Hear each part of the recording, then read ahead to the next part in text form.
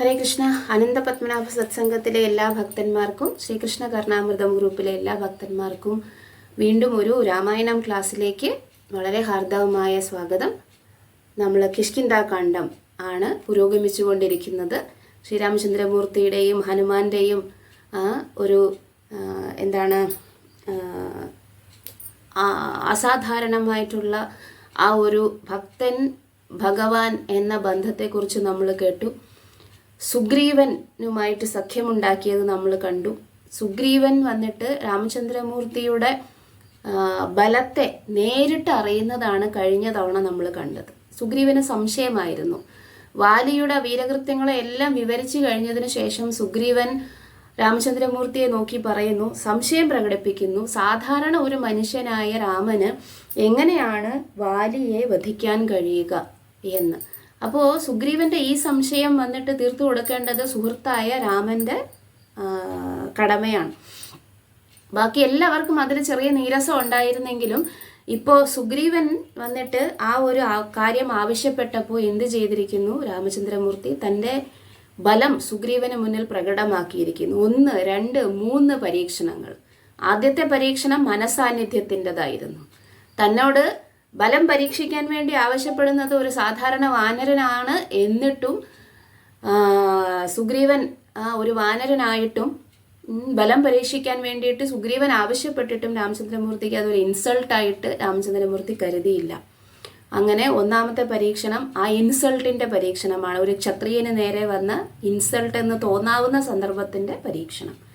രണ്ടാമത്തെ പരീക്ഷണം മാതംഗ ഋഷിയുടെ ആശ്രമത്തിന് മുന്നിൽ കിടന്നിരുന്ന ആ ദുന്ദുബിയുടെ അസ്ഥികൂടത്തെ വന്നിട്ട് അവർക്ക് ചിന്തിക്കാവുന്നതിലും അപ്പുറം ദൂരത്തേക്ക് തൻ്റെ ഒരു ചെറുവിരൽ കൊണ്ട് മാത്രം തട്ടിത്തെറിപ്പിച്ചിട്ട് രാമചന്ദ്രമൂർത്തി രണ്ടാമത്തെ പരീക്ഷണവും കടന്നു.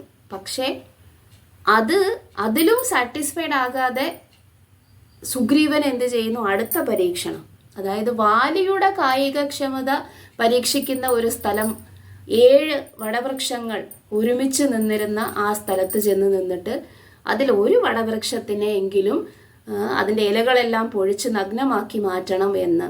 അങ്ങനെയാണെങ്കിൽ വാലിക്ക് തീർച്ചയായിട്ടും പറ്റിയ ഒരു എതിരാളിയാണ് അങ്ങെന്ന് ഞാൻ സമ്മതിക്കാമെന്ന് ആര് പറഞ്ഞു? സുഗ്രീവൻ പറഞ്ഞു. അപ്പോൾ സുഗ്രീവൻ പ്രതീക്ഷത്തിലും കൂടുതലാണ് അവിടെ രാമചന്ദ്രമൂർത്തി കാണിച്ചത്. എന്താണ് അതിൻ്റെ പിന്നിലെ രഹസ്യം? ഈ വടവൃക്ഷങ്ങൾക്കെല്ലാം വാലിയും രാമചന്ദ്രമൂർത്തിയും തമ്മിൽ തട്ടിച്ചു നോക്കിക്കഴിഞ്ഞാൽ സുഗ്രീവൻ കാണുന്നത് എന്താണ്? വാലി അതിനെയെല്ലാം നശിപ്പിച്ചിട്ട് എന്ത് ചെയ്യുന്നു? തൻ്റെ ബലം പ്രകടമാക്കുന്നു.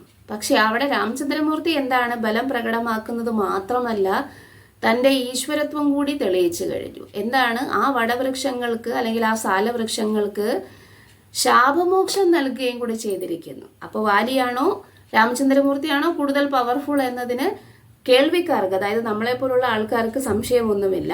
പക്ഷെ സുഗ്രീവന് ആ സമയത്ത് അങ്ങനെ തോന്നിയില്ല. കാരണം എന്താണ്? അവിടെ രാമൻ തൻ്റെ ഈശ്വരത്വം പ്രകടമാക്കുന്ന സുഗ്രീവൻ മനസ്സിലാക്കിയില്ല. ഈ വടവൃക്ഷങ്ങളെ എല്ലാം തുരന്ന് അദ്ദേഹത്തിൻ്റെ ആ ഒരു അസ്ത്രം, ആ സ്വർണ്ണ നിറമുള്ള അസ്ത്രം പോയിട്ട് തിരിച്ച് അത് വന്ന് രാമചന്ദ്രമൂർത്തിയുടെ ആവനാഴിയിൽ ഇരിക്കുന്നത് മാത്രമേ സുഗ്രീവൻ കണ്ടുള്ളൂ. ബാക്കി അവിടെ നടന്ന കാര്യങ്ങളെല്ലാം ആചാര്യന്മാർ നമുക്ക് പറഞ്ഞു തന്നിരിക്കുന്നു. ആരാണ്? മണിഭദ്രൻ എന്ന രാജാവിൻ്റെ 7 മക്കൾ മായാസുരൻ്റെ ശിഷ്യന്മാർ വന്നിട്ട് ഒരു വലിയ പെരുമ്പാമ്പിനെ, മായാസർപ്പത്തിനെ ഉണ്ടാക്കി അതിൻ്റെ മേലെ സഞ്ചരിക്കുന്നു. അഗസ്ത്യമുനിയെ കാണുന്നു. അഗസ്ത്യമുനിയെ പരീക്ഷിക്കാൻ വേണ്ടിയിട്ട് ഈ സർപ്പത്തിൻ്റെ മേലെ വടവൃക്ഷങ്ങളായിട്ട് നിൽക്കുന്നു. അഗസ്ത്യമുനി അകത്ത് കയറുമ്പോൾ ഞെരുക്കി കൊല്ലാൻ ശ്രമിക്കുന്നു. പക്ഷേ അഗസ്ത്യമുനി അവരെ ശപിക്കുന്നു. പിന്നെ അഗസ്ത്യമുനി തന്നെ അവർക്ക് ശാപമോക്ഷം കൊടുക്കുന്നു ത്രേതായുഗത്തിൽ. അല്ലെങ്കിൽ രാമചന്ദ്രമൂർത്തി ആ വഴി വരുമ്പോൾ അദ്ദേഹം കൊണ്ട് നിങ്ങൾക്ക് ശാപമോക്ഷം ഉണ്ടാകുന്നു എന്ന്. അപ്പോൾ ആ ഒരു കർത്തവ്യവും രാമൻ നിർവഹിച്ചു. പക്ഷെ അത് ആരും മനസ്സിലാക്കുന്നില്ല, സുഗ്രീവൻ മനസ്സിലാക്കുന്നില്ല. രാമനും ലക്ഷ്മണനും മാത്രമേ അതിൻ്റെ രഹസ്യങ്ങളൊക്കെ അറിയാൻ പറ്റുന്നുള്ളൂ. ബാക്കിയുള്ളവർക്ക് അതൊരു കായികക്ഷമതയുടെ ആ ഒരു തെളിയിക്കൽ മാത്രമാണ്. അതുകൊണ്ട് തന്നെ സുഗ്രീവൻ വളരെയധികം സന്തുഷ്ടനായി ഓടിച്ചാടി തുള്ളിച്ചാടി ചെന്ന് രാമചന്ദ്രമൂർത്തിയുടെ കാൽക്കൽ വീണിട്ട് പറഞ്ഞു, അങ്ങയുടെ കഴിവിൽ എനിക്ക് 100% വിശ്വാസമാണ്.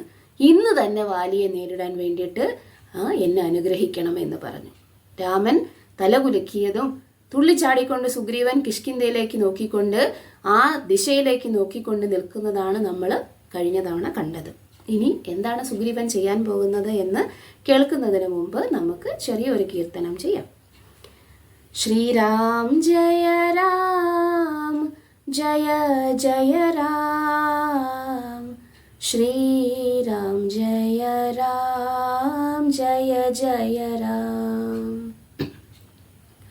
ശ്രീരാം ജയ രാം ജയ ജയ രാം, ശ്രീരാം ജയ രാം ജയ ജയ രാം, ശ്രീരാം ജയ രാം ജയ ജയ രാം, ശ്രീരാം ജയ രാം ജയ ജയ രാം, ശ്രീരാം ജയ രാം ജയ ജയ രാം, ശ്രീരാം ജയ രാം ജയ ജയ രാം, ശ്രീരാം ജയ രാം ജയ ജയ രാം, ശ്രീരാം ജയ രാം ജയ ജയ രാം, ശ്രീരാം ജയ രാം ജയ ജയ രാം,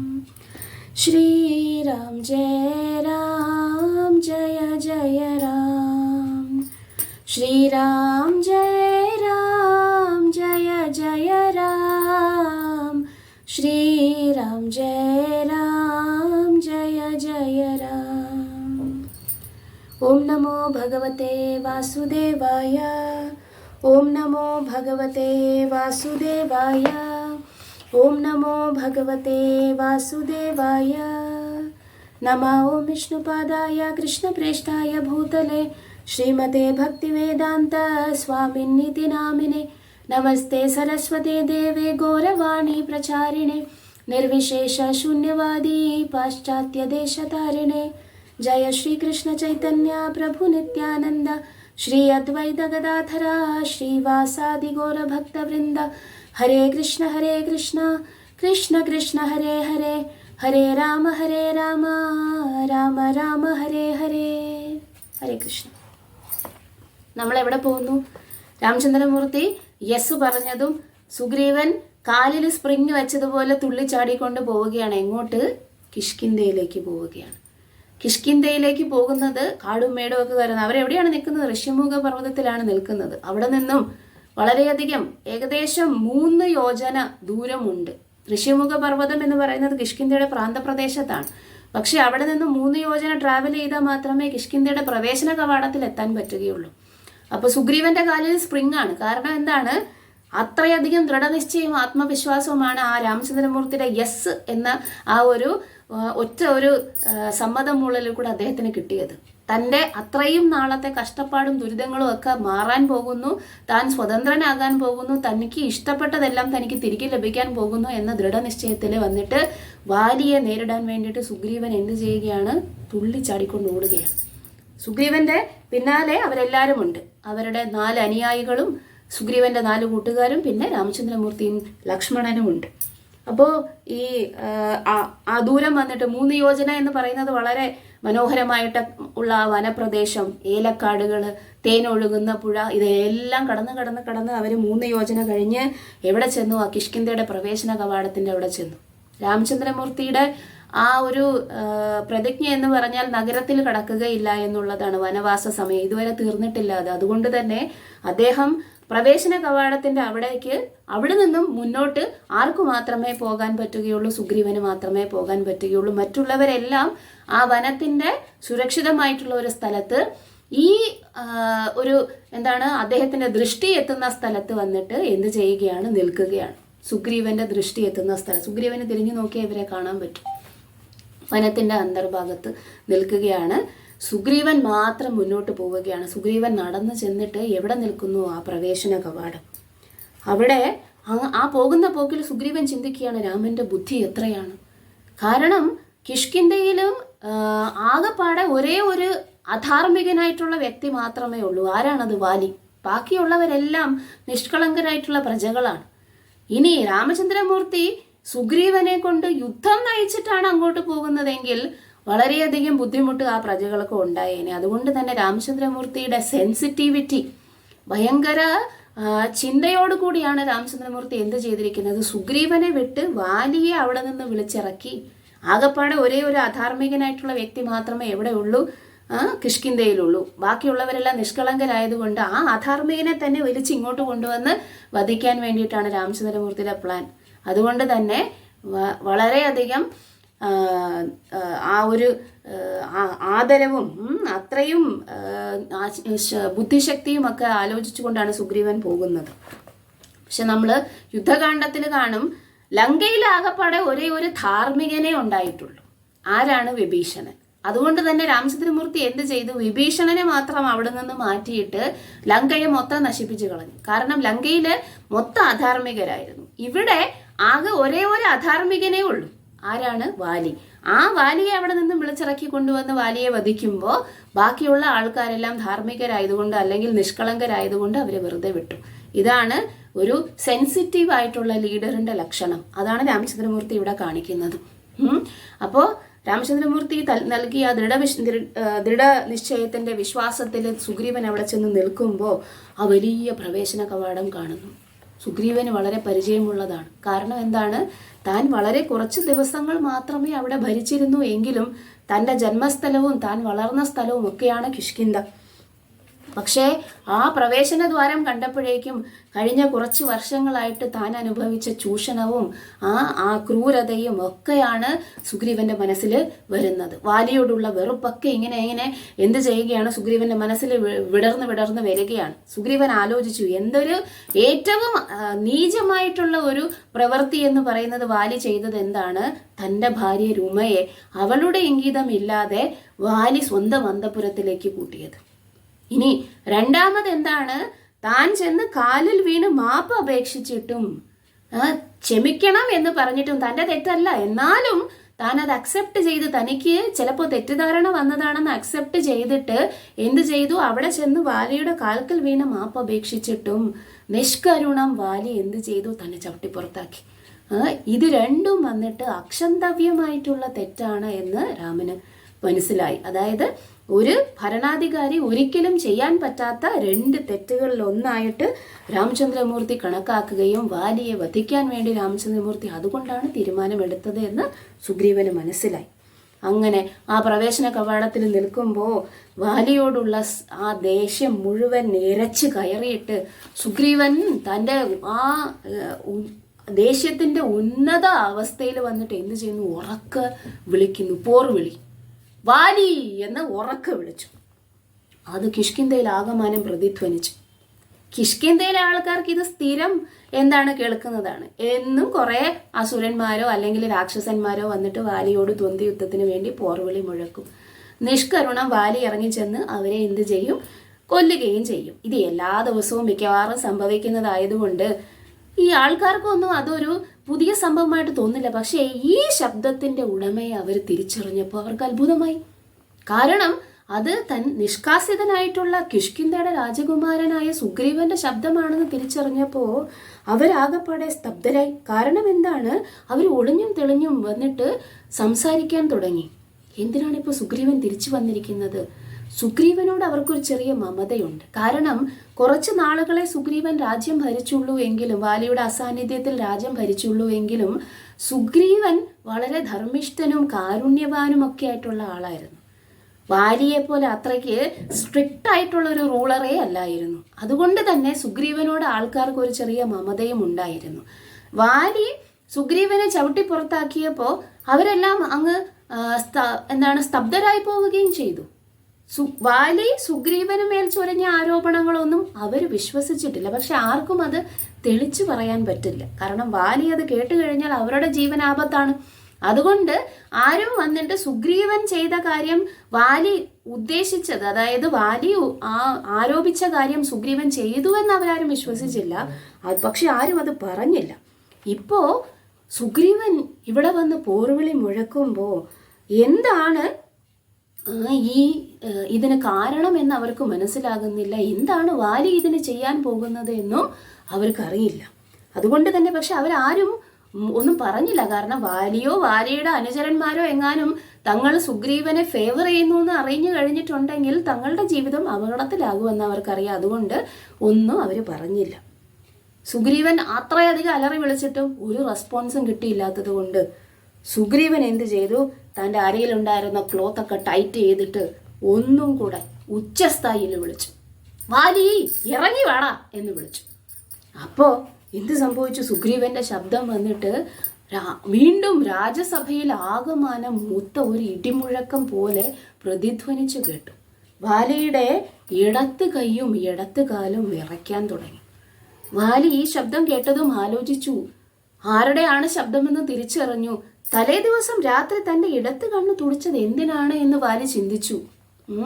രാമചന്ദ്രമൂർത്തി ആ പ്രതിജ്ഞ ചെയ്തപ്പോൾ വാലിയെ ഹനിക്കും എന്ന് പ്രതിജ്ഞ ചെയ്തപ്പോൾ 3-4 പേരുടെ ഇടത്തുവശം തുടിക്കുന്നു, വലത്തുവശം തുടിക്കുന്നു എന്നൊക്കെ നമ്മൾ പറഞ്ഞു. സീതാമാതാവിന്റെ ഇടത്തുവശം തുടിച്ചതും ഈ 2 രാവണന്റെയും വാലിയുടെയും ഇടത്തുവശം തുടിച്ചതും എന്നൊക്കെ നമ്മൾ നേരത്തെ പറഞ്ഞു. പക്ഷെ വാലി അതെല്ലാം എന്തായാലും തനിക്ക് എന്തോ ഒരു ആപത്ത് സംഭവിക്കാൻ പോകുന്നു എന്നോ ഒരു ചിന്ത ചിലപ്പോൾ വാലിക്ക് ഉണ്ടായിരിക്കാം. പക്ഷെ അതെല്ലാം ബ്രഷ് ചെയ്ത് കളഞ്ഞിട്ട് വാലി എഴുന്നേറ്റ് നിന്നു. ആരുടെ ആണ് ഈ ശബ്ദം എന്ന് വാലിക്ക് മനസ്സിലായതും എവിടെ നിന്നാണ് ഈ ശബ്ദം എന്ന് വാലിക്ക് മനസ്സിലായതും വാലി ആ രാജ്യസഭയിൽ നിന്ന് ചാടി എഴുന്നേറ്റ് പ്രവേശന കവാടത്തിൻ്റെ അവിടെ ചെന്ന് ഇതിൻ്റെ ഉറവിടം എന്താണെന്ന് നോക്കിയപ്പോൾ സുഗ്രീവൻ അവിടെ നിൽക്കുന്നു. സുഗ്രീവൻ കിഷ്കിന്ധയുടെ പ്രവേശന കവാടത്തിൽ നിൽക്കുന്ന അനിയനെ കണ്ടതും കോപം കൊണ്ട് വാലിയുടെ ഹൃദയം വന്നിട്ട് എന്ത് ചെയ്യാൻ തുടങ്ങി? നുറഞ്ഞു പതയാൻ തുടങ്ങി. അവിടെ നിന്ന് ആ ചതിയനായ തൻ്റെ അനിയനെ കണ്ട ആ സുഗ്രീവൻ എന്ത് ചെയ്യുന്നു? ഇവിടെ നിന്ന് മാർച്ച് ചെയ്ത് അങ്ങോട്ട് പോവുകയാണ്. എന്നിട്ട് ഓടി ചെന്ന് എന്ത് ചെയ്യുന്നു? സുഗ്രീവന്റെ മുന്നിൽ ഇത്രയും അടുത്ത്, അതായത് ഒരു ദ്വന്ദ്വ യുദ്ധം ചെയ്യാൻ പറ്റുന്ന അടുത്ത് ചെന്ന് നിന്നിട്ട് വാലി കോപത്തോടു കൂടി നോക്കുന്നു. സുഗ്രീവനെ കണ്ടതും വാലിയെ കണ്ടതും സുഗ്രീവനെ കണ്ടതും വാലിയും പരസ്പരം ഒളിപ്പിച്ച് വെച്ചിരുന്ന ഇത്ര നാളായിട്ട് ഒളിപ്പിച്ച് വെച്ചിരുന്ന, പ്രകടമാക്കാതെ വെച്ചിരുന്ന വെറുപ്പും വിദ്വേഷവും എല്ലാം ഉള്ളിൽ എടുത്തു വെച്ചിട്ട് എന്ത് ചെയ്യുകയാണ്? അവർ രണ്ടുപേരും തമ്മിൽ മുഖത്തോട് മുഖം നോക്കി നിൽക്കുകയാണ്. കണ്ണിൽ വെറുപ്പ് മാത്രമാണ് രണ്ടുപേർക്കും ഉള്ളത്. എന്നിട്ട് സുഗ്രീവന്റെ മുന്നിൽ ചെന്ന് നിന്ന് എന്ത് ചെയ്യുന്നു? ബലം പ്രദർശിപ്പിക്കാൻ വേണ്ടിയിട്ട് വാലി തൻ്റെ 2 കൈയിലും ഈ പ്രകാരം അടിച്ചു.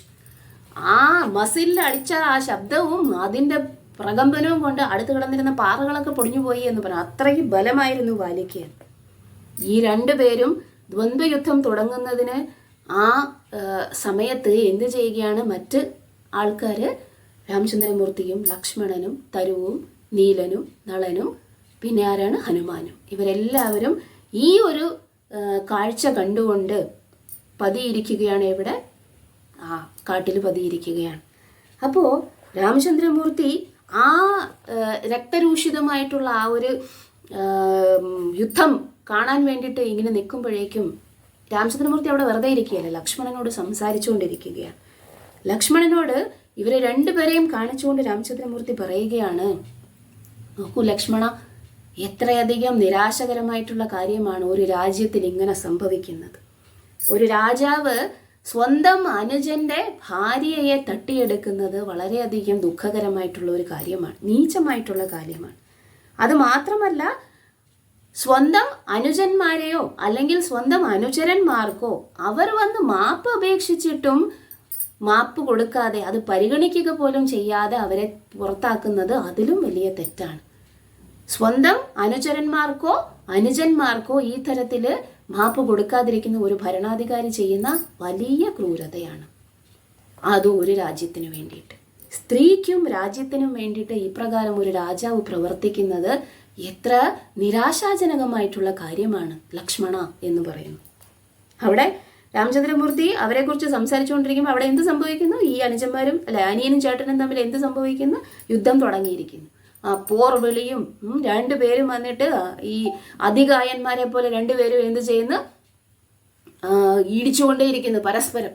എന്നിട്ട് അങ്ങോട്ടും ഇങ്ങോട്ടും ഇടിയും അടിയും ചവിട്ടും മുഖത്തെല്ലാം മാന്തി പറിക്കുകയും രക്തം ചൊരിയുകയും മുറിവുണ്ടാക്കുകയും കയ്യിൽ കിട്ടുന്ന സാധനങ്ങളെല്ലാം എടുത്ത് യുദ്ധത്തോട് യുദ്ധമാണ്. ഇവർ 2 പേരും ഇങ്ങനെ ഫൈറ്റ് ചെയ്യുന്നത് കണ്ടിട്ട് രാമചന്ദ്രമൂർത്തിക്ക് ആരെയാണ് ഓർമ്മ വരുന്നതെന്ന് അറിയാമോ? സ്വന്തം അനുജനെയാണ് ഓർമ്മ വരുന്നത്. ഈ ഒരു ലക്ഷ്മണനോട് തൻ്റെ വിചാരം പറയുകയും ചെയ്തു.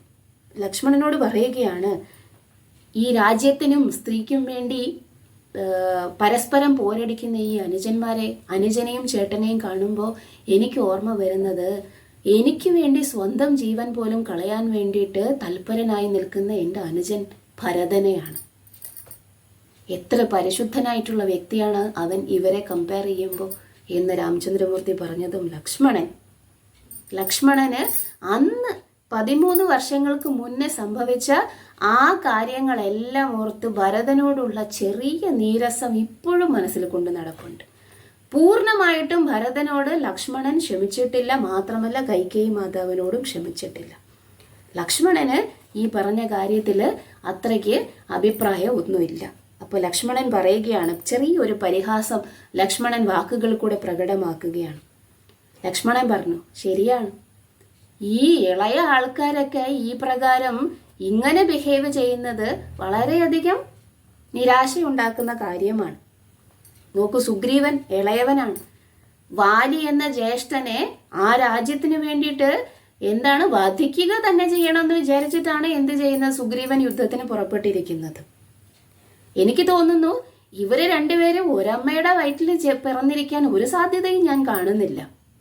ഭരതനെയാണ് പറഞ്ഞിരിക്കുന്നത്. ഇനി ഒരു മാതാവിന്റെ മകനായതുകൊണ്ടാണ് ഭരതൻ വന്നിട്ട് അന്ന് എന്ത് ചെയ്തിരിക്കുന്നത്, അങ്ങനെ കുതന്ത്രം പ്രയോഗിച്ചിരിക്കുന്നത് എന്ന് ലക്ഷ്മണൻ വ്യാഖ്യാനം ചെയ്യുകയാണ്. ഒരു മാതാവിന്റെ വയറ്റിൽ നിന്നും അല്ല ഇവർ രണ്ടുപേരും ഉണ്ടായിരിക്കുന്നതെന്ന് എനിക്ക് തോന്നുന്നു. മാത്രമല്ല, ഈ ഇളയ ആൾക്കാരെല്ലാം ഇങ്ങനെ ഇത്തരത്തിൽ പെരുമാറുന്നതിന് എന്താണ് കാരണം എന്ന് ലക്ഷ്മണൻ പരിഹാസത്തോടെ ചോദിച്ചതും രാമചന്ദ്രമൂർത്തിക്ക് മനസ്സിലായി. അതിൻ്റെ ആ സർക്കാസം അല്ലെങ്കിൽ പരിഹാസം മനസ്സിലായി. ലക്ഷ്മണൻ വന്നിട്ട് 13 വർഷങ്ങളായിട്ട് രാമചന്ദ്രമൂർത്തിക്ക് ഇഷ്ടമേ ഇല്ലാതിരുന്ന, ലക്ഷ്മണന്റെ സ്വഭാവത്തിൽ ഇഷ്ടമില്ലാതിരുന്ന ഒരേ ഒരു സാധനം ഇതാണ്, രാമനോട് അളവറ്റ സ്നേഹമാണ്. ആ സ്നേഹവും ഓവർ പ്രൊട്ടക്റ്റീവ്നെസ്സും ഒക്കെ കാരണം, അതിൻ്റെ അർത്ഥം രാമനെ 13 വർഷം മുന്നേ ഉണ്ടായ ദുരനുഭവത്തിന് കാരണക്കാരാണെന്ന് ലക്ഷ്മണൻ വിചാരിക്കുന്ന കൈകേയിയോ ഭരതനോ വന്നിട്ട് ഇപ്പോഴും ലക്ഷ്മണൻ വന്നിട്ട് എന്ത് ചെയ്തുകൊണ്ടിരിക്കുകയാണ്, അവരെ വഴക്കുണ്ടാക്കിക്കൊണ്ടിരിക്കുകയാണ്, അല്ലെങ്കിൽ അവരെ വന്നിട്ട് നിന്ദിച്ചു കൊണ്ടിരിക്കുകയാണ്. അതിൻ്റെ ആവശ്യമില്ല. രാമചന്ദ്രമൂർത്തി ഒരിക്കലും എന്ത് ചെയ്യുന്നില്ല, ലക്ഷ്മണന്റെ ഈ ഒരു സ്വഭാവത്തെ അത് അക്സെപ്റ്റ് ചെയ്യുന്നില്ല, അല്ലെങ്കിൽ അത് സ്വീകരിക്കുന്നില്ല. കാരണം ഒരാളെ സ്നേഹിക്കുന്നു എന്നതിൻ്റെ അർത്ഥം പണ്ടെങ്ങാനോ അയാൾക്ക് ബുദ്ധിമുട്ടുണ്ടാക്കിയ ഒരാളെ നിരന്തരം ഭർഷിച്ചുകൊണ്ടേയിരിക്കുക എന്നതിന് അതിൻ്റെ ആവശ്യമേ ഇല്ല. അതുകൊണ്ട് തന്നെ രാമചന്ദ്രമൂർത്തിക്ക് അതിൽ താല്പര്യമില്ല. അതുകൊണ്ട് ലക്ഷ്മണന്റെ ആ ഒരു ചെറിയ നീരസത്തെ എന്ത് ചെയ്യുന്നു, രാമചന്ദ്രമൂർത്തി ഇല്ലാതാക്കി കളയുന്നു ഇങ്ങനെ പറഞ്ഞുകൊണ്ട്. എന്താണ് രാമചന്ദ്രമൂർത്തി പറഞ്ഞത് എന്നറിയാമോ? ലക്ഷ്മണ, ഈ വാനരന്മാര് തമ്മിൽ ഈ പ്രകാരം സ്വത്തിനും രാജ്യത്തിനും സ്ത്രീക്കും വേണ്ടി യുദ്ധം ചെയ്യുന്നത് അത്രയ്ക്ക് അത്ഭുതകരമായിട്ടുള്ള കാര്യമൊന്നുമല്ല. പക്ഷേ എൻ്റെ അനുജൻ അങ്ങനെ പെരുമാറിയില്ലായിരുന്നുവെങ്കിൽ എങ്ങനെയാണ് ഭരതൻ എന്ന എൻ്റെ അനുജന്റെ ഗ്ലോറി, കീർത്തി ഈ ലോകം അറിയുക എന്ന് രാമചന്ദ്രമൂർത്തി ചോദിച്ചതും ലക്ഷ്മണന് മനസ്സിലായി. താൻ വന്ന് ആ ഒരു ചെറിയ നീരസം പ്രകടമാക്കിയത് രാമചന്ദ്രമൂർത്തിക്ക് ഇഷ്ടപ്പെട്ടില്ല എന്ന് ലക്ഷ്മണന് മനസ്സിലായി. ഇവര് സംസാരിച്ചുകൊണ്ടിരിക്കുന്നതിനിടയ്ക്ക് എന്താണ് അവിടെ സംഭവിക്കുന്നത്? അവിടെ യുദ്ധം കൊടുമ്പിരി കൊള്ളുകയാണ്. 2 അനുജനും ജ്യേഷ്ഠനും തമ്മിലുള്ള യുദ്ധം. വലിച്ച് ഒരു വലിയ മരത്തെ പിഴുതെടുത്ത് അതിൻ്റെ മൊത്ത ഇലകളും ബ്രാഞ്ചസും എല്ലാം ഒടിച്ചു മാറ്റി അത് വെച്ച് സുഗ്രീവനെ തലങ്ങും വിലങ്ങും അടിച്ചുകൊണ്ടേയിരിക്കുകയാണ്. സുഗ്രീവൻ അടി കൊള്ളുന്നു. സുഗ്രീവൻ എന്ത് ചെയ്യുന്നു, വാലിയുടെ പ്രഹരമേറ്റ് ചിലപ്പോൾ ഒരു മരത്തിന്റെ മേലെ ചെന്ന് വീഴും, എന്നിട്ട് അവിടെ നിന്ന് ഊർന്ന് താഴെ വീഴും, ആ മരത്തിന്റെ ഇലകളും എല്ലാം താഴെ വീഴും. അത് കഴിഞ്ഞ് അടി കൊണ്ട് ഇനി ഒരു ഭിത്തിയുടെ മേലെ വന്ന് ഇടിച്ചു നിൽക്കും, ആ ഭിത്തിയാണെങ്കിൽ തകർന്ന് വീഴും, എന്നിട്ടും സുഗ്രീവൻ ചാടി എഴുന്നേറ്റ് വരും. ഇങ്ങനെ അടികൊണ്ട് സുഗ്രീവനും ഈ പ്രകാരം തിരിച്ചു വാലിയെ പ്രഹരിക്കാൻ വേണ്ടി പോകുന്നു. എങ്ങനെ ഒരു മരത്തിനെ പിഴുതെടുത്തിട്ട് അത് വെച്ച് അങ്ങോട്ടും ഇങ്ങോട്ടും അടിക്കുന്നു. ഈ മരം പിഴുതെടുത്ത് അങ്ങോട്ടും ഇങ്ങോട്ടും അടിക്കുമ്പോൾ ഇവരുടെ കയ്യിലിരിക്കുന്ന മരം വെറും പച്ച കമ്പ് പോലെ ഛിന്ന ഭിന്നമായി പോകുന്നതാണ് കാണുന്നത്. അത്രയധികം പവർഫുൾ ആയിട്ടുള്ള 2 വ്യക്തികൾ തമ്മിലാണ് എന്ത് ചെയ്യുന്നത്, യുദ്ധം ചെയ്തുകൊണ്ടേയിരിക്കുന്നത്. അത് അവസാനം മരവും തീർന്നിട്ട് അടുത്തെങ്ങും മരം ഇല്ലാത്തത് കൊണ്ട് അവര് വലിയ വലിയ പാറകൾ എടുത്ത് അങ്ങോട്ടും ഇങ്ങോട്ടും എന്ത് ചെയ്യുകയാണ്, പ്രഹരിക്കാൻ തുടങ്ങുകയാണ്. രാമചന്ദ്രമൂർത്തി വീണ്ടും പറഞ്ഞു. ഇത് വളരെ എന്താണ്, രാമചന്ദ്രമൂർത്തിയും ലക്ഷ്മണനും തമ്മിലുള്ള സംഭാഷണം ബാക്കിയുള്ളവരെല്ലാം കേട്ടുകൊണ്ടിരിക്കുകയാണ്. കാരണം അവരെല്ലാവരും അടുത്താണ് ഇരിക്കുന്നത്. അപ്പോൾ രാമചന്ദ്രമൂർത്തി പറയുകയാണ്, ഒരു സഹോദരന്മാർ തമ്മിലുള്ള സ്നേഹം എത്ര പെട്ടെന്നാണ് ചെറിയൊരു അഭിപ്രായ വ്യത്യാസം കൊണ്ട് ഇല്ലാണ്ടാകുന്നത്, അല്ലേ ലക്ഷ്മണ? രാമനാണെങ്കിൽ ഈ കാരണം ഭരതനോടുള്ള ആ ഒരു സ്നേഹം എന്ന് പറയുന്നത് രാമചന്ദ്രമൂർത്തിയുടെ ഹൃദയത്തിൽ ഭയങ്കര ഡീപ്പാണെന്ന് ലക്ഷ്മണൻ അറിയാം. അതുകൊണ്ട് തന്നെ താനും ഭരതനോട് ചെറുതായിട്ട് നിരസം പ്രകടിപ്പിച്ചാലും ഞാനും അല്ലെങ്കിൽ ലക്ഷ്മണനും രാമനും തമ്മിലുള്ള സ്നേഹബന്ധത്തിന് ആ ചെറിയൊരു അഭിപ്രായ വ്യത്യാസം ഒന്നും സംഭവിക്കുകയില്ല. കാരണം അവരത് മാറ്റിവെക്കും, പിന്നെ അവരതിനെക്കുറിച്ച് ഡിസ്കസ് ചെയ്യുകയില്ല. പക്ഷേ ഇപ്പോൾ രാമചന്ദ്രമൂർത്തി പറയുന്നത് മറ്റൊരു രണ്ടുപേരെ കുറിച്ചാണ്. ചെറിയൊരു അഭിപ്രായ വ്യത്യാസം എങ്ങനെയാണ് കുറേ നാളുകളായിട്ടുള്ള, അതായത് സുഗ്രീവനും വാലിയും തമ്മിൽ ജനന മുതലേ വന്നിട്ട് ഭയങ്കര സ്നേഹമായിരുന്നു. ചെല്ലക്കുട്ടിയായിരുന്നു സുഗ്രീവൻ, ആരുടെ? വാലിയുടെ. സ്വന്തം അനുജനാണെങ്കിലും പുത്രനെ പോലെ ആയിരുന്നു. ആ ഒരൊറ്റ ചെറിയ അഭിപ്രായ വ്യത്യാസം കൊണ്ടാണ് എന്ത് സംഭവിച്ചിരിക്കുന്ന യുദ്ധം സംഭവിക്കാൻ പോകുന്നത്. ആ ഒരു തെറ്റിദ്ധാരണ കൊണ്ട് അത് എത്രയധികം ആശ്ചര്യജനകമാണ് എന്നാണ് രാമൻ പറയുന്നത്. അതിനു വേണ്ടിയിട്ട് രാമൻ ഒരു കഥയും കൂടി ചെയ്തു, കഥയും കൂടി പറഞ്ഞു കൊടുത്തു. അങ്ങനെ ഒരു കഥയുണ്ട്, പണ്ട് ഞാൻ കേട്ടിട്ടുണ്ട് എന്ന് പറഞ്ഞു. രാമചന്ദ്രമൂർത്തി ഈ കഥ പറഞ്ഞുകൊണ്ടിരിക്കുകയാണ്. അപ്പോൾ എന്താണ് സംഭവിക്കുന്നത്? രാമചന്ദ്രമൂർത്തി എന്ത് ചെയ്യുകയാണ്? കഥ പറഞ്ഞുകൊണ്ടിരിക്കുകയാണ്. എന്ത് കഥ? ഈ അനുജനും ജ്യേഷ്ഠനും തമ്മിൽ, സഹോദരങ്ങൾ തമ്മിൽ അഭിപ്രായ വ്യത്യാസം ഉണ്ടാകുന്ന ആ ബുദ്ധിമുട്ടിന്റെ കഥ പറയാൻ വേണ്ടിയിട്ട് രാമചന്ദ്രമൂർത്തി ഇങ്ങനെ പറയുന്നു. എല്ലാ ആൾക്കാരും എന്ത് ചെയ്യുന്നു? ആ യുദ്ധം ഇങ്ങനെ കണ്ണുകൊണ്ട് നോക്കിക്കൊണ്ടിരിക്കുമ്പോഴും അവരുടെ ചെവിയെല്ലാം രാമചന്ദ്രമൂർത്തിയുടെ അടുത്താണ്. അപ്പൊ രാമചന്ദ്രമൂർത്തി ഈ പറയുന്ന കാര്യങ്ങളെ വളരെ കർശനമായിട്ട് കേട്ടുകൊണ്ട് എന്ത് ചെയ്തുകൊണ്ടിരിക്കുകയാണ്? ഇവർ വന്നിട്ട് ഈ കഥ കേട്ടുകൊണ്ടിരിക്കുകയാണ്. അപ്പൊ ലക്ഷ്മണനോട് രാമചന്ദ്രമൂർത്തി പറയുകയാണ്, ഒരു രാജാവിൻ, അതായത് ഹിരണ്യകശിപുവിന്റെ കുലത്തിൽ വരുന്ന ഒരു അസുര രാജാവിന്റെ പേരാണ് നികുംഭൻ. നികുംഭന് 2 മക്കളുണ്ട്, ശുണ്ഠനും ഉപശുണ്ഠനും. ഈ 2 പേരും വന്നിട്ട് ഭയങ്കര ആത്മാർത്ഥ സുഹൃത്തുക്കളാണ്. അവർ തമ്മിലുള്ള സ്നേഹത്തിനെ അവർക്ക് വളരെയധികം വിശ്വാസമാണ്. അതുകൊണ്ട് തന്നെ ഒരിക്കലും ഞങ്ങൾ തമ്മിൽ വഴക്കുണ്ടാക്കുകയില്ല എന്ന് ഈ സഹോദരന്മാർക്ക്, അതായത് ആത്മാർത്ഥ സുഹൃത്തുക്കളും കൂടി ആയിരുന്ന ഈ സഹോദരന്മാർക്ക് 100% ഷുവറാണ്. അവരെന്ത് ചെയ്തു? കുരുക്ഷേത്രത്തിലാണ് അവർ ജീവിച്ചിരുന്നത് എങ്കിലും അവര് വിന്ധ്യപർവ്വതത്തിന്റെ ഒക്കെ താഴ്ഭാഗത്ത് ചെന്നിട്ട് വളരെ ഭയങ്കര തപശ്ചര്യയൊക്കെ ചെയ്ത് ബ്രഹ്മദേവനെ പ്രീതിപ്പെടുത്തി. എന്നിട്ട് ബ്രഹ്മദേവനെ പ്രീതിപ്പെടുത്തിയിട്ട് അവരെന്ത് ചെയ്തു? വരം ചോദിച്ചു. എന്താണ് വരം ചോദിച്ചത്? ഞങ്ങൾ 2 പേരും പരസ്പരം ഞങ്ങളുടെ മരണത്തിന് കാരണക്കാരാകാതെ വേറെ ആരും ഞങ്ങളുടെ മരണത്തിന് കാരണക്കാരാകാൻ പാടില്ല എന്ന്. അതായത് ശുണ്ഠനും ഉപശുണ്ഠനും ചോദിച്ച എന്താണ്? ഞങ്ങൾ 2 പേരും പരസ്പരം കൊന്നാൽ മാത്രമേ ഞങ്ങൾ മരിക്കാൻ പാടുള്ളൂ, അല്ലെങ്കിൽ വേറെ ഒരു ജീവജാലങ്ങൾ കൊണ്ടും ഞങ്ങൾക്ക് ഒരു ഉപദ്രവവും ഉണ്ടാകാൻ പാടില്ല എന്ന്. കാരണം അവർ തമ്മിലുള്ള ആ ആത്മാർത്ഥമായിട്ടുള്ള സ്നേഹത്തിലും സാഹോദര്യത്തിലും സുഹൃത്ത് ബന്ധത്തിലും എന്താണ് അവർക്ക് അത്രയ്ക്ക് വിശ്വാസമാണ്. ഒരിക്കലും ഞങ്ങൾ തമ്മിൽ വഴക്കുണ്ടാക്കുകയില്ല, ഒരിക്കലും ഞങ്ങൾ പരസ്പരം കൊല്ലാൻ ഉദ്യമിക്കുകയില്ല എന്ന് ആർക്കറിയാം? ശുണ്ഠനും ഉപശണ്ഠനും നന്നായിട്ട് അറിയാം. അതുകൊണ്ട് തന്നെ ബ്രഹ്മദേവനോട് അവർ വരവും ചോദിച്ചു. അതായത് അതിന്റെ അർത്ഥം ഡെത്ത്ലെസ്നെസ് ആണെന്നാണ് അവർ വിചാരിച്ചിരിക്കുന്നത്.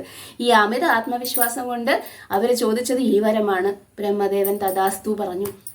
ബ്രഹ്മദേവൻ പോയതിനു ശേഷം ശുണ്ഠനും ഉപശുണ്ഠനും ഭയങ്കര സന്തോഷമായി. കാരണം ആത്മാർത്ഥമായിട്ട് സ്നേഹിക്കുന്ന 2 സഹോദരന്മാർ നമ്മൾ തമ്മിൽ ഒരിക്കലും വഴക്കുണ്ടാക്കാൻ പോകുന്നില്ല, ഒരിക്കലും നമ്മൾ തമ്മിൽ യുദ്ധവും ഉണ്ടാകാൻ പോകുന്നില്ല, അങ്ങനെ നമ്മൾ 2 പേരും ഒരിക്കലും മരിക്കാൻ പോകുന്നില്ല എന്ന് പറഞ്ഞിട്ട് എന്ത് ചെയ്യുകയാണ്?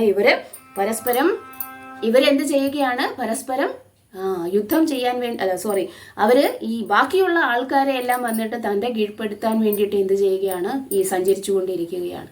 ആ സമയത്താണ് ബ്രഹ്മദേവൻ എന്ത് ചെയ്യുന്നത്? ബ്രഹ്മദേവൻ വന്നിട്ട് വിശ്വകർമാവിനോട് തൻ്റെ ഈ വരത്തിൻ്റെ കാര്യം പറയുന്നത്. കാരണം ഇതിനൊരു തീർപ്പുണ്ടാക്കേണ്ടത് ബ്രഹ്മദേവന്റെ ഉത്തരവാദിത്വമാണ്. കാരണം ഇവർക്ക് ഡെത്ത്ലെസ്നെസ് കൊടുത്തു കഴിഞ്ഞിട്ടുണ്ടെങ്കിൽ എങ്ങനെ ശരിയാവും? അതുകൊണ്ട് ബ്രഹ്മദേവൻ വിശ്വകർമാവിനോട് ആലോചിച്ചു. വിശ്വകർമാവ് എന്ത് ചെയ്തു?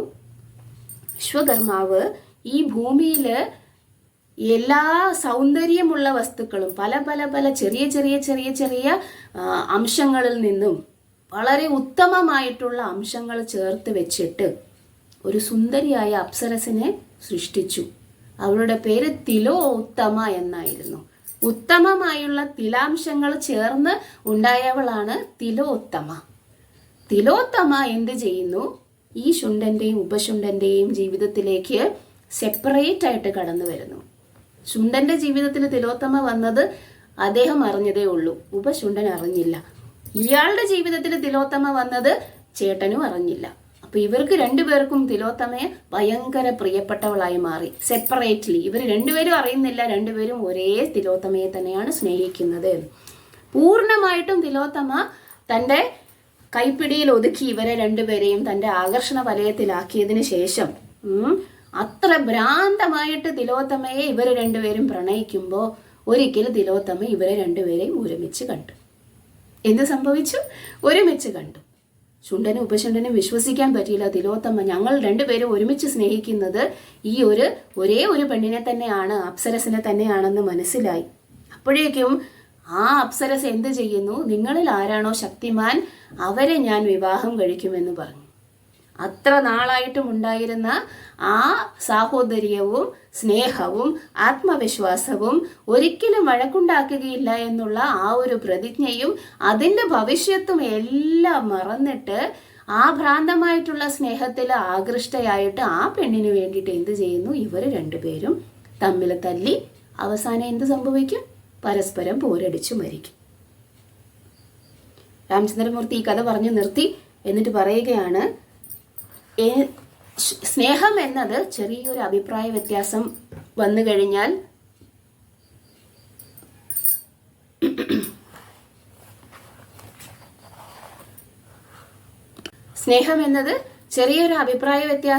കഴിഞ്ഞാൽ തീരാവുന്ന കാര്യമേ ഉള്ളൂ ലക്ഷ്മണ എന്ന് പറഞ്ഞിട്ട് രാമചന്ദ്രമൂർത്തി എഴുന്നേറ്റു. രാമചന്ദ്രമൂർത്തി എഴുന്നേറ്റിട്ട് നേരെ തിരിഞ്ഞു നടന്നു. യുദ്ധം കൊടുമ്പിരി കൊണ്ടുകൊണ്ടിരിക്കുകയാണ് അവിടെ. അങ്ങോട്ടും ഇങ്ങോട്ടും കടിച്ചു കീറി അങ്ങോട്ടും ഇങ്ങോട്ടും അടിയും ചവിട്ടും ഇടിയും ഒക്കെ കൊടുത്ത് സുഗ്രീവനും വാലിയും തമ്മിൽ യുദ്ധം ചെയ്തുകൊണ്ടിരിക്കുന്നതിനിടയ്ക്ക് രാമചന്ദ്രമൂർത്തി കഥയും പറഞ്ഞ് എഴുന്നേറ്റ് നിന്ന് തിരിഞ്ഞുപോയി. അവിടെ ഇരുന്ന ആൾക്കാരെല്ലാം അന്തം വിട്ടുപോയി. ഹനുമാനും അവരാദ്യം വിചാരിച്ച് രാമചന്ദ്രമൂർത്തി എഴുന്നേറ്റ് നിന്നിട്ട് ഒരു സ്പേസ് നോക്കുകയാണ് വാലിയെ ശരിക്കും കാണാൻ വേണ്ടിയിട്ടെന്ന്. അദ്ദേഹം എഴുന്നേറ്റ് തിരിഞ്ഞ് ഒന്നും സംഭവിക്കാത്തതുപോലെ നടന്നു പോകുന്നത് കണ്ടപ്പോഴേക്കും ഹനുമാൻ വിചാരിച്ച് എന്ത് ചെയ്യണം? ലക്ഷ്മണനും എണീറ്റ് പോയി. രാമചന്ദ്രമൂർത്തി പോയതിന്റെ പിന്നാലെ ലക്ഷ്മണനും എണീറ്റ് പോയി. ഹനുമാനും ഇത് കർത്തവ്യതാമൂഢനായിട്ട് ഇരുന്നിട്ട് വിചാരിക്കുന്നു എന്ത് ചെയ്യണം? ഇവിടെ നിന്ന് സുഗ്രീവനെ പ്രൊട്ടക്ട് ചെയ്യണോ അതോ രാമന്റെ പിന്നാലെ പോകണമോ? അദ്ദേഹവും എണീറ്റ് പോയി. ബാക്കിയുള്ള നളനും നീലനും എല്ലാവരും എഴുന്നേറ്റ് പോയി. അവരെല്ലാവരും ആ സ്ഥലത്ത് നിന്ന് എഴുന്നേറ്റ് പോയി. അപ്പോഴേക്കും സുഗ്രീവനാണെങ്കിൽ ക്ഷീണിച്ച് വശായി. എന്താണ്? ആ അടി ഇടിയും ചവിട്ടും ബഹളവും എല്ലാം കൊണ്ട് ഭയങ്കര വേദന.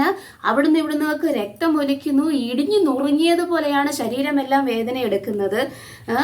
ഈ എതിരാളിയുടെ അടുത്ത് പിടിച്ചു നിൽക്കാനുള്ള ആ ഒരു കഴിവ് പോലും നഷ്ടപ്പെട്ടു പോകുന്നു എന്ന തരത്തിലാണ് സുഗ്രീവന്റെ അവസ്ഥ ഇപ്പോൾ. ആ ഒരു ഫൈറ്റ്, അതായത് യുദ്ധം വന്നിട്ട് തുടർന്നു കൊണ്ടുപോകാനുള്ള ദൃഢനിശ്ചയം പോലും ഇല്ല സുഗ്രീവന്.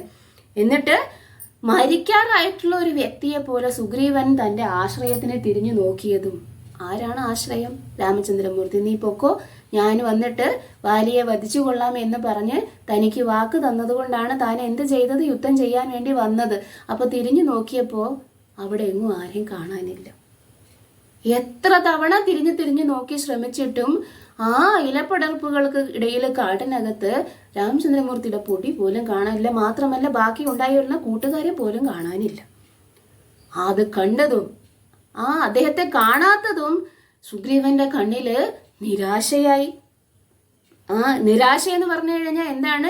യാചകനെ പോലെ, ജീവൻ നീ യാചിക്കുന്ന ഒരു യാചകനെ പോലെയാണ് സുഗ്രീവൻ രാമനെ തിരഞ്ഞുകൊണ്ടിരുന്നത്. പക്ഷേ അദ്ദേഹത്തിന് മനസ്സിലായി രാമൻ വന്നിട്ട് തൻ്റെ പ്രതിജ്ഞ, തൻ്റെ വാക്ക് തെറ്റിച്ചിരിക്കുന്നു എന്ന് സുഗ്രീവന് മനസ്സിലായി. അത്രയും മതിയായിരുന്നു സുഗ്രീവന്റെ ദൃഢനിശ്ചയം പോകാൻ വേണ്ടിയിട്ട്.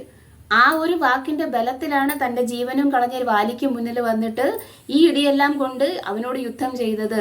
പക്ഷേ ആ വാക്ക് തന്നെയാള് ചതിച്ചു എന്ന് മനസ്സിലാക്കിയതും സുഗ്രീവന്റെ ദൃഢനിശ്ചയം ഒക്കെ തീർന്നു. സുഗ്രീവൻ ഇടികൊണ്ട് വശായി കഴിഞ്ഞപ്പോഴും ഈ എങ്ങനെയാണ് ഇനി രക്ഷപ്പെടുക? ഒരേ ഒരു ലക്ഷ്യസ്ഥാനം മാത്രമേ തനിക്ക് രക്ഷയായിട്ടുള്ളൂ എന്ന് സുഗ്രീവൻ അറിയാം. എഴുന്നേറ്റ് സർവശക്തിയും സംഭരിച്ച് വാലിയെ ഒറ്റ ചവിട്ട്, വാലി തിരിച്ച് പുറകിലേക്ക് വീണ് വാലിക്ക് തിരിച്ച് എണീക്കാനുള്ള റിഫ്ലക്സ് കിട്ടുന്നതിന് മുന്നേ സുഗ്രീവൻ ഓടടാ ഓട്ടം. ഈ ചേട്ടനും അനിയനും തമ്മിൽ വളരെ വലിയ ഒരു വ്യത്യാസമുണ്ട്. വാലി ചേട്ടനാണ്, വാലിക്ക് ഭയങ്കര ശക്തികളൊക്കെയാണ്. പക്ഷേ സുഗ്രീവൻ എന്ന് പറയുന്നത് ഭയങ്കര ഒരു സ്പ്രിന്ററാണ്. അതായത് ഓട്ട മത്സരത്തിൽ സുഗ്രീവനെ തോൽപ്പിക്കാൻ ഒരു മനുഷ്യനും പറ്റുകയില്ല. സുഗ്രീവൻ സർവശക്തിയും എടുത്ത് ഓടടാ ഓട്ടം. എങ്ങോട്ട്? ആ ലക്ഷ്യസ്ഥാനത്തേക്ക്, ഋഷ്യമുഖ പർവ്വതം, വാലി കയറാം മലയിലേക്ക്. ആ ഓട്ടത്തിനിടയ്ക്ക് വാലിയും പിന്നാലെ ഓടുകയാണ്, സുഗ്രീവനെ പിടിക്കാൻ വേണ്ടിയിട്ട് ഓടുകയാണ്. ആ മലയും ചാടിക്കടന്ന്, വളരെ ആകാശമുട്ടയുള്ള പർവ്വതങ്ങളും ചാടിക്കടന്ന് അത്രയും 3 യോജന. പക്ഷേ സുഗ്രീവൻ വന്നിട്ട് ഇപ്പൊ വാലി സുഗ്രീവനെ പിടിക്കുമെന്ന അവസ്ഥയിലും സുഗ്രീവൻ വാലിയെ ഓവർഡു ചെയ്തിട്ട് എന്ത് ചെയ്യും? ഓടിപ്പോകും.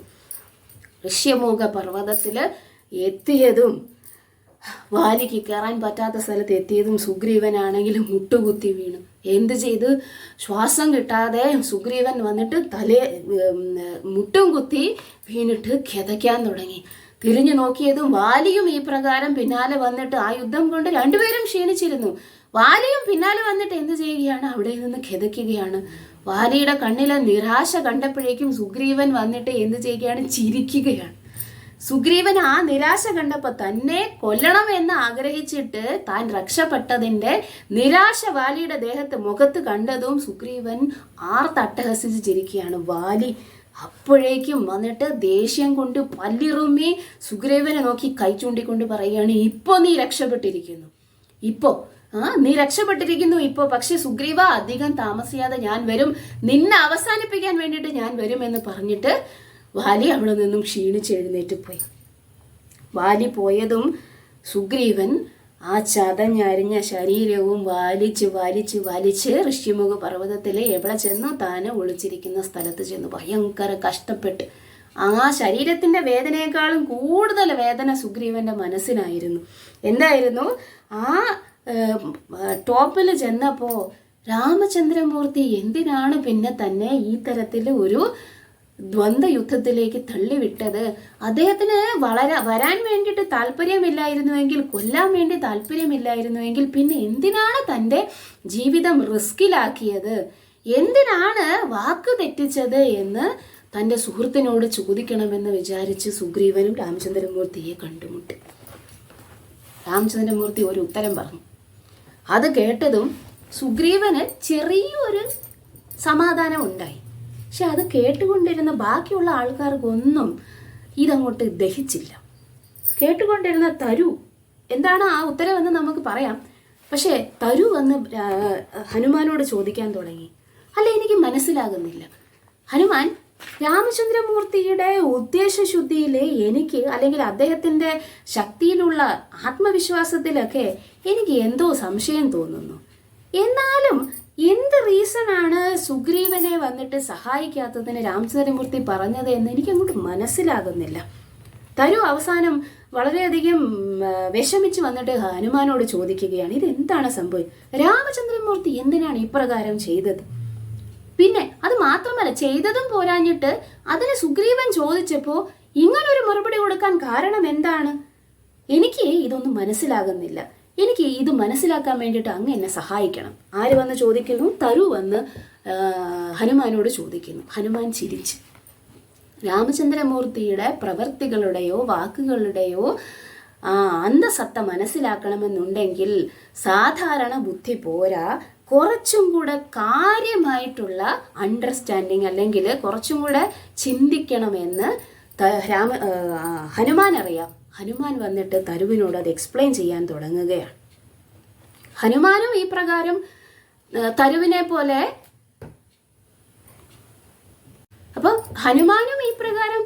പോലെ എന്ത് ചെയ്യുന്നു? ആദ്യം കൺഫ്യൂഷൻ ഉണ്ടായിരുന്നു. എന്തായിരുന്നു? രാമചന്ദ്രമൂർത്തി ഈ പ്രകാരം എന്താണ് ഒന്നും ചെയ്യാതെ എഴുന്നേറ്റ് പോയത് എന്ന്, എന്തുകൊണ്ടാണ് സുഗ്രീവന് ഈ പ്രകാരം വാലിയുടെ കയ്യിൽ നിന്ന് ഇത്രയും ഇടിയൊക്കെ കിട്ടിയത്? എന്ത് തെറ്റ് ചെയ്തിട്ടാണ് സുഗ്രീവൻ എന്ന് ഹനുമാൻ ചിന്തിച്ചു. പക്ഷേ രാമചന്ദ്രമൂർത്തി ചെയ്യുന്ന ഓരോ കാര്യങ്ങളും കാണുമ്പോൾ ഹനുമാന് അതിനെക്കുറിച്ചൊക്കെ മനസ്സിലാകുന്നുണ്ട്. സുഗ്രീവൻ വന്നിട്ട് രാമചന്ദ്രമൂർത്തിയോട് ചോദിച്ചു, എന്നെ സഹായിക്കാൻ വേണ്ടിയിട്ട് അങ്ങേക്ക് ഒരു താല്പര്യമില്ലായിരുന്നുവെങ്കിൽ അങ്ങയുടെ ഈ ഒരു വീര്യത്തെ ബലത്തെയൊക്കെ പ്രദർശിപ്പിച്ച് എനിക്ക് വിശ്വാസമുണ്ടാക്കിയിട്ട് എന്നെ വാലിയുടെ മുമ്പിലേക്ക് തള്ളിവിട്ടത് എന്തിനാണ്? അങ്ങ് പറഞ്ഞില്ലായിരുന്നെങ്കിൽ വാലിയോട് യുദ്ധം ചെയ്യാൻ വേണ്ടിയിട്ട് ഞാൻ ഒരിക്കലും പോവില്ലായിരുന്നു. എന്തിനാണ് എന്നെ അങ്ങോട്ട് തള്ളിവിട്ടത്? രാമചന്ദ്രമൂർത്തി സുഗ്രീവനോട് പറയുകയാണ്, സുഗ്രീവ, നീ ദേഷ്യപ്പെട്ടിട്ടാണ് സുഗ്രീവൻ ചോദിക്കുന്നത്. ഇത്ര അടിയും കൊണ്ട് ദേഷ്യപ്പെട്ടിട്ട് സുഗ്രീവൻ വന്നിട്ട് രാമചന്ദ്രമൂർത്തിയോട് എന്തിനാണെന്ന് ചോദിച്ചപ്പോൾ രാമചന്ദ്രമൂർത്തി വളരെ കൂളായിട്ട് കാമായിട്ട് പറയുകയാണ്, സുഗ്രീവ, എൻ്റെ മനസ്സിലുള്ള ഉദ്ദേശത്തെ അല്ലെങ്കിൽ എൻ്റെ മനസ്സിലുണ്ടായിരുന്ന ചിന്തയെ അറിയാതെ ഇത്തരത്തിൽ നീ എന്ത് ചെയ്യാൻ പാടില്ല? നിന്റെ ദേഷ്യത്തെ പ്രദർശിപ്പിക്കാൻ വേണ്ടി പാടില്ല. ബാക്കിയുള്ളവർ, അതായത് നമ്മുടെ പ്രിയപ്പെട്ട ആൾക്കാർ ചെയ്യുന്ന ഓരോ കാര്യങ്ങൾക്കും പിന്നിലുള്ള റീസൺ മനസ്സിലാക്കി മാത്രമേ അവരോട് സംസാരിക്കാവൂ, അല്ലെങ്കിൽ തെറ്റിദ്ധാരണ ഉളവാക്കും. രാമചന്ദ്രമൂർത്തി പറയുകയാണ്, സുഗ്രീവ, നീയും വാലിയും തമ്മിൽ ഒരു വ്യത്യാസവും ഞാൻ അവിടെ കണ്ടില്ല. നീയും വാലിയും തമ്മിൽ സാധാരണ പോലും രണ്ട് വാനരന്മാർ തമ്മിൽ ഒരു വ്യത്യാസവുമില്ല, ഒരേപോലെയാണ് ഇരിക്കുന്നത്. നിങ്ങളുടെ ആകാരവും നിങ്ങളുടെ വേഷഭൂഷാദികളും വസ്ത്രവും ആഭരണങ്ങളും എല്ലാം ഒരുപോലെയാണ്.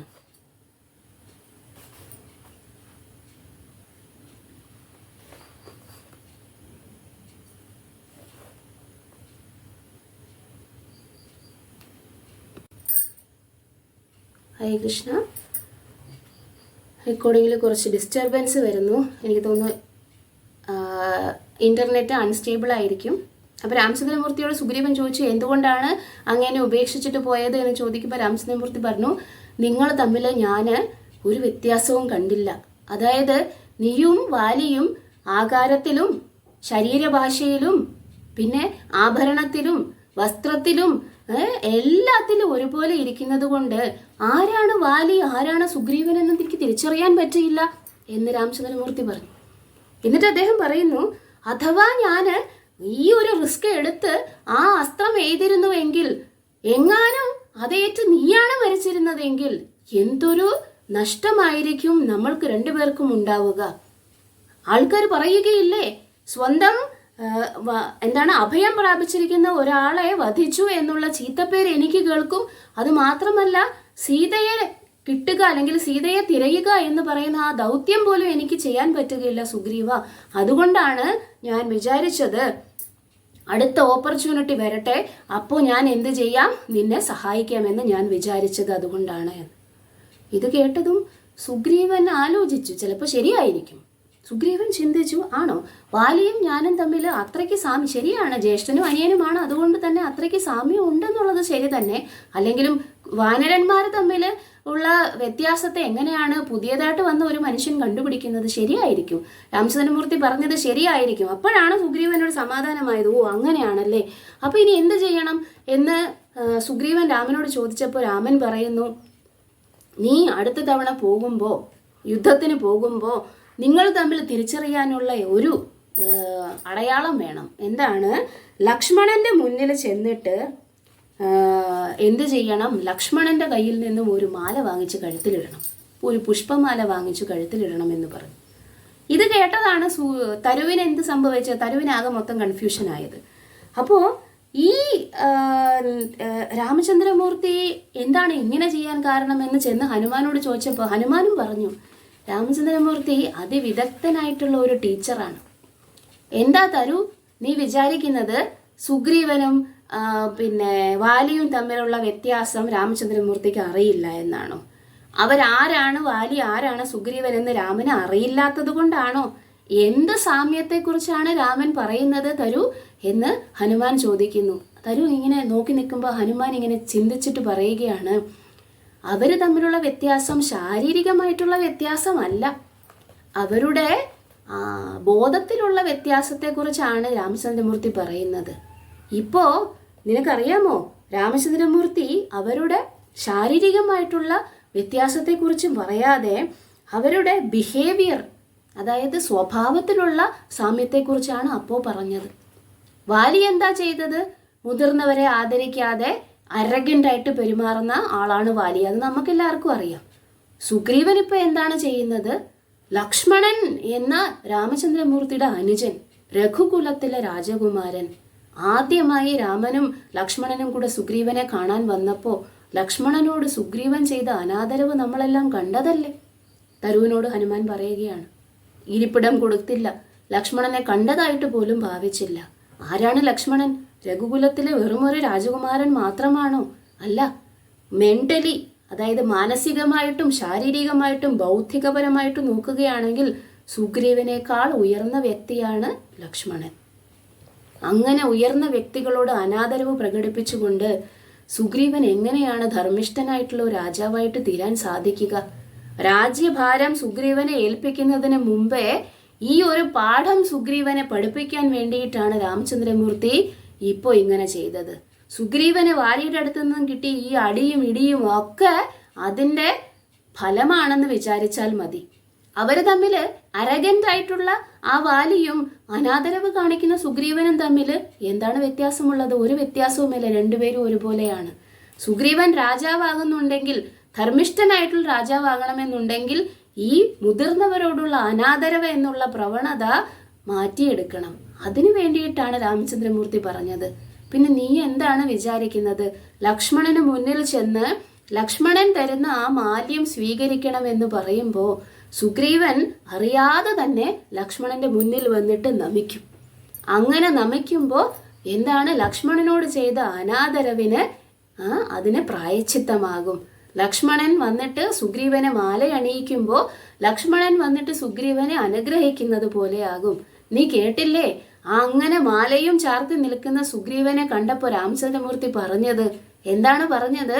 സൂര്യൻ വന്നിട്ട് നക്ഷത്ര സമൂഹങ്ങളോടൊപ്പം ഒരുമിച്ച് നിൽക്കുന്നത് പോലെയാണ് സുഗ്രീവ ഇപ്പോൾ നിന്നെ കാണാൻ എന്ന്. ആ മാലയും ചാർത്തി, അതായത് ലക്ഷ്മണന്റെ മുന്നിൽ വന്നിട്ട് ലക്ഷ്മണന്റെ മുന്നിൽ നമിച്ചു നിന്ന് സുഗ്രീവന് മാല ചാർത്തി, ലക്ഷ്മണൻ വന്നിട്ട് പുഷ്പമാല്യം ചാർത്തി. അപ്പൊ സുഗ്രീവൻ അങ്ങനെ നിൽക്കുന്നത് കണ്ടപ്പോൾ രാമചന്ദ്രമൂർത്തി പറഞ്ഞു, സൂര്യനോടൊപ്പം നക്ഷത്ര സമൂഹങ്ങൾ ഉദിച്ചു നിൽക്കുന്നത് പോലെയാണ് നിന്നെ ഇപ്പോൾ കണ്ടാൽ എനിക്ക് ഓർമ്മ വരുന്നത് എന്ന്. അതിന്റെ അർത്ഥം എന്താണ്? ജ്യോതിഷ ശാസ്ത്രപരമായിട്ട് അങ്ങനെ ഒരു ഉപമ എന്ന് പറയുന്നത് വളരെ അർത്ഥവത്താണ്. അങ്ങനെ സൂര്യനും നക്ഷത്രങ്ങളും ഒരുമിച്ച് ഉദിച്ചു തിളങ്ങി നിന്നു കഴിഞ്ഞാൽ ആ രാജ്യത്തെ രാജാവിന് അകാല മരണം സംഭവിക്കുമെന്നാണ് അർത്ഥം. അതാണ് വാലിയുടെ ഹത്യ നിശ്ചിതമാണ് എന്ന് രാമചന്ദ്രമൂർത്തി സുഗ്രീവനോട് ധ്വനിപ്പിക്കുന്നത് പോലെയാണ്. അതാണ് ഇപ്പോൾ നമ്മൾ കാണാൻ പോകുന്നത്. ഇതൊക്കെ കേട്ടതും ഈ തവണ എന്തായാലും വാലിയുടെ കാര്യത്തിൽ വന്നിട്ട് ഒരു നിലപാട് മാറ്റവും ഭഗവാൻ രാമചന്ദ്രമൂർത്തിക്ക് ഉണ്ടാവുകയില്ല എന്ന് ഹനുമാൻ തരുവിനോട് പറഞ്ഞു. ഈ എക്സ്പ്ലനേഷൻ കേട്ടപ്പോൾ തരുവും സന്തോഷമായി, സമാധാനമായി. തരുവും വന്നിട്ട് ഈ പ്രകാരം ഈ നടന്ന കാര്യങ്ങളെല്ലാം വന്നിട്ട് തിരിച്ചു ചിന്തിച്ചു നോക്കി. ഹനുമാൻ പറഞ്ഞതിൻ്റെ വെളിച്ചത്തിൽ എന്താണ് ഹനുമാൻ പറഞ്ഞത് മനസ്സിലായി. അപ്പോൾ ആ സംശയമെല്ലാം മാറിയിട്ട് സുഗ്രീവനെ നോക്കിയപ്പോൾ സുഗ്രീവന് അതിനേക്കാളും കൂടുതൽ വന്നിട്ട് ഉറച്ച ആത്മവിശ്വാസം. സുഗ്രീവൻ ലക്ഷ്മണനോടൊപ്പം വളരെ സന്തോഷത്തോടു കൂടി ലക്ഷ്മണൻ ഇട്ട ആ മനോഹരമായിട്ടുള്ള മാല്യവും അണിഞ്ഞിട്ട് നടന്നു പോകുന്നു. ലക്ഷ്മണനും സന്തോഷിക്കുന്നു, രാമനും സന്തോഷിക്കുന്നു. അങ്ങനെ അവരെല്ലാവരും വന്നിട്ട് വീണ്ടും പോവുകയാണ്. എങ്ങോട്ട്?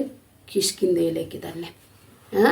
ഇനിയും ഇതൊരു അവസാനത്തെ യാത്ര. അതായത് ഇനി കിഷ്കിന്ധയിലേക്ക് പോകുമ്പോൾ തിരിച്ച് ഋഷ്യമുഖ പർവ്വതത്തിലേക്ക് ഈ പ്രകാരം ഒളിച്ചിരിക്കാൻ വേണ്ടിയിട്ട് തിരിച്ചു വരുന്നത് അങ്ങനെ വരാൻ പാടില്ല എന്ന് ആഗ്രഹിച്ചുകൊണ്ടാണ് ആ 4 കൂട്ടുകാരും സുഗ്രീവനും അങ്ങോട്ട് പോകുന്നത്. രണ്ടാമത്തെ തവണയാണ് ഒരേ ദിവസം തന്നെ എന്ത് ചെയ്യുന്നത്? ഇങ്ങനെ യുദ്ധത്തിന് വേണ്ടി പോകുന്നത്. ഇപ്പോൾ സുഗ്രീവന്റെ ആത്മവിശ്വാസം എന്ന് പറയുന്നത് വളരെയേറെ ആണ്.